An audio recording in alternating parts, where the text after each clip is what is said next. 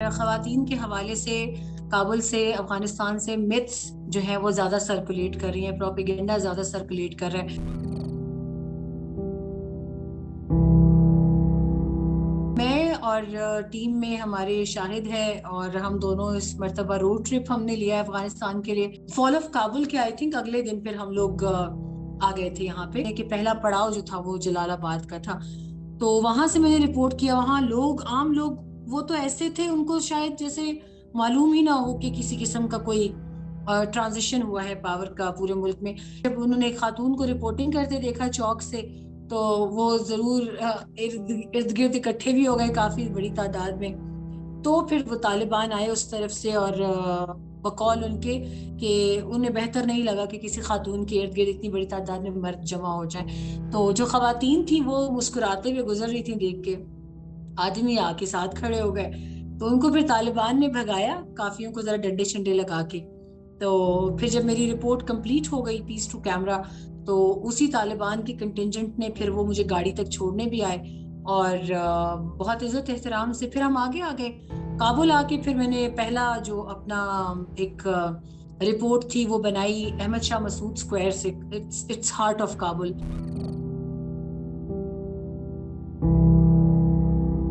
لوگوں میں خوف تھا طالبان کو دیکھ کے، سڑکوں پر جو پیٹرولنگ کر رہے تھے دستے ان کو دیکھ کر اس وقت لوگوں میں خوف تھا۔ میں نے کچھ لوگوں سے بات کی، انہوں نے کہا یہ ماریں گے پیٹیں گے، لیکن اب جو میں دیکھ رہی ہوں حالات، تو اب ایسا لگ رہا ہے کہ جیسے لوگوں نے نظام کو ایکسیپٹ کرنا شروع کر دیا کہ ظاہر ہے جب آپ کو ایک 20 سال سے جو آبادی ہے کابل کی اس میں زیادہ تر یوتھ ہے، انہوں نے تو کبھی طالبان کو بائی فیس یا فزیکلی نہیں دیکھا تھا، تو جب انہیں پتا چلا کہ طالبان کابل میں آ گئے ہیں تو انہوں نے خود ہی، خواتین نے برقعے پہننے شروع کر دیے خود بخود ہی، اور مانتے بھی ہیں اب وہ کہ نہیں ہمیں فورسفلی نہیں کہا گیا، اور لڑکوں نے شلوار قمیص پہننا شروع کر دی۔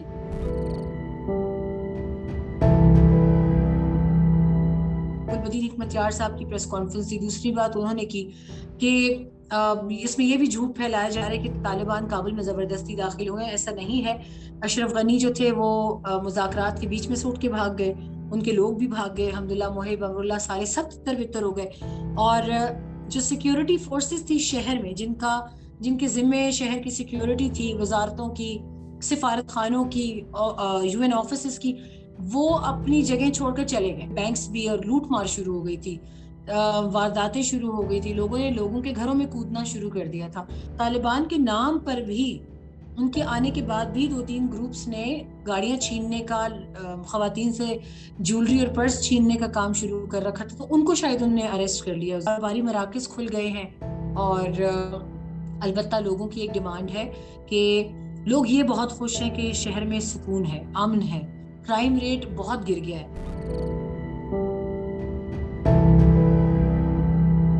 وہ لوگ جن کو نہ کوئی خوف ہے نہ ڈر ہے، وہ اپنے گھروں میں آرام سے بیٹھے ہوئے تھے، وہ ایک اکنامک مائگریشن کی طرف جانا چاہ رہے ہیں۔ پہلے بھی سوویت ٹائم میں بھی یہی ہوا تھا، افغانس چلے گئے تھے ایک بڑی تعداد میں، پاکستان آ گئے تھے، یورپ کے ملک میں بس گئے تھے، امریکہ چلے گئے تھے، آسٹریلیا، دنیا کے کونے کونے میں پھیل گئے تھے۔ اس مرتبہ بھی یہی ہوا ہے، مگر اس مرتبہ ایک بہت عجیب بات یہ ہے کہ لوگ کسی حالت میں کابل ایئرپورٹ کو چھوڑنے کے لیے تیار نہیں تھے۔ دھماکہ بھی ہوا، اس سے اگلے دن ڈبل تعداد میں وہاں پر آ گئے۔ ابھی آج صبح بھی راکٹ اٹیکس ہوئے ہیں، 6 راکٹ داغے گئے ہیں ISIS کی طرف سے، اس کو گو کہ ٹائملی انہوں نے انٹرسیپٹ کر لیا ہے، لیکن سچویشن ایسی ہے کہ مزید بھی اٹیکس وہ جو ہیں وہ ایکسپیکٹ کیے جا رہے ہیں۔ تو آئی تھنک کہ سلسلہ ایسا ہے کہ ابھی جب تک ایویکویشن پوری نہیں ہوتی، 31 اگست کے بعد بھی لوگ اس آس میں بیٹھے رہیں گے، گو کہ 31 کے بعد فل کنٹرول طالبان کے پاس ہوگا، تو میرا نہیں خیال کہ وہ بیٹھنے دیں گے۔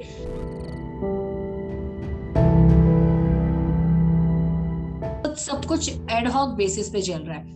طالبان کے جو اپنے لوگ تھے ان میں سے کسی کو فی الحال ایجوکیشن منسٹر لگا دیا گیا ہے، کسی کو میونسپل کا ہیڈ لگا دیا ہے، کسی کو سپورٹس کا لگا دیا ہے، کسی کو ہیلتھ کا لگا دیا ہے، اور ریکویسٹ کی جا رہی ہے بار بار تمام سرکاری ملازمین سے کہ آپ تعاون کریں، آپ آ جائیں کام پر۔ خواتین کو بھی کہہ دیا گیا ہے کہ وہ ہاسپٹلز میں واپس آئیں تاکہ مریض جو ہیں وہ، ان کی زندگی جو ہے وہ کسی قسم کے خطرے میں نہ جائے۔ اور دوسرا انہوں نے سب سے بڑی بات جو شاید آتی یہ کی ہے کہ انہوں نے بینکس کو وہ ریوائیو کرنے کی کوشش کریں. بینکس بند تھے, اس وجہ سے کیش فلو ختم ہو چکا تھا ملک میں. ایران نے ان کو فیول سپلائی ریزیوم کر دی ہے, وہ رکی ہوئی تھی پہلے طالبان کی ریکویسٹ پہ, انہوں نے دوبارہ شروع کر دی ہے.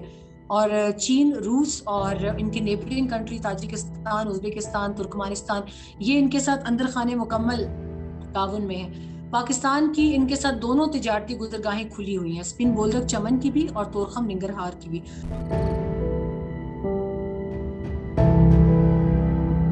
کو لے کے وہ یہ کہتے ہیں کہ افغانستان ہمارا ملک ہے اور ہمیں آپ افغانستان کو خود ہینڈل کرنے دیں.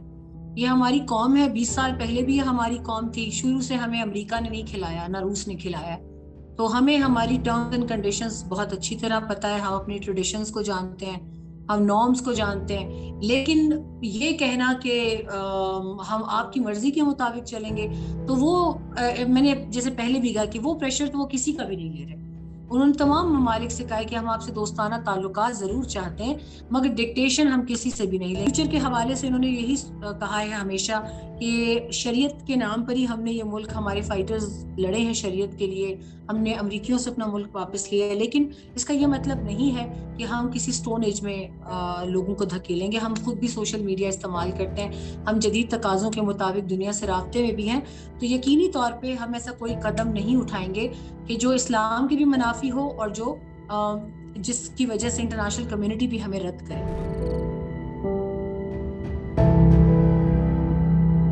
نہ تو ریزسٹنس ہوگی اور نہ سرنڈر ہوگا, یہ ایک میوچل معاہدہ ہو جائے گا. اور انشاءاللہ تعالیٰ امید بھی ہماری یہی ہے کہ اس میں جانوں کا ضیاع نہ ہو. طالبان کیونکہ ویلی کا محاصرہ کیے بیٹھے ہیں, وہ جا ہی نہیں رہے اندر لڑنے کے لیے. پہلے بھی جب وہ ویلی کا محاصرہ کرنے جاتے تب ان پر ایمبوش ہوا تھا, ان کے قریباً کوئی 80 لوگ جو تھے وہ اس میں مارے گئے تھے, لیکن انہوں نے پھر بھی ویلی میں داخل نہیں ہوئے. انہوں نے سو محاصرہ کیا ہے, اور وادی کے لیے اب جو سپلائیز ہیں, راشن ہے, خوراک ہے, ادویات ہیں, وہ کم پڑ رہی ہیں.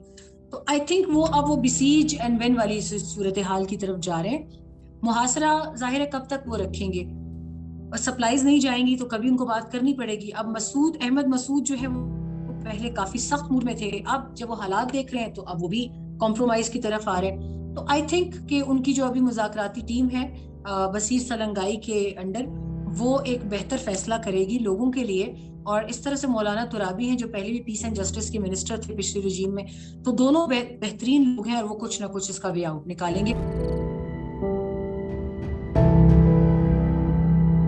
پی ٹی پی کی اور ٹی ٹی اے کی الیجنس سب کو پتہ ہے, اور وہ رہے گی بھی. گورنمنٹ ہی نہیں ہے ابھی, ایک ہیڈ لیس اسٹیٹ ہے جس کا کوئی سر پیر نہیں ہے.